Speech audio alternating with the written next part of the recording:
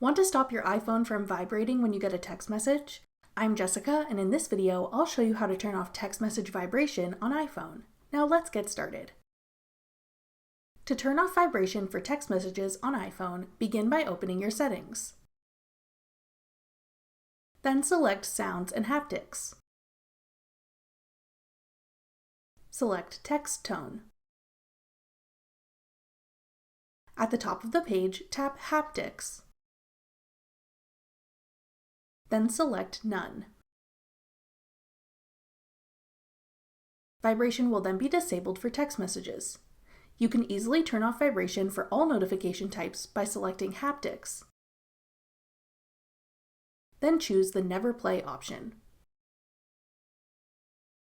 That's all it takes to turn off vibration for text notifications on iPhone. For more helpful iPhone tips and tricks, check out our full playlist of iPhone tutorials. We'll have it linked in the description box below. Thanks for watching. If you found this video helpful, we'd love it if you'd hit the thumbs up button below and subscribe to our channel. We put out great new tech tutorials like this one every week.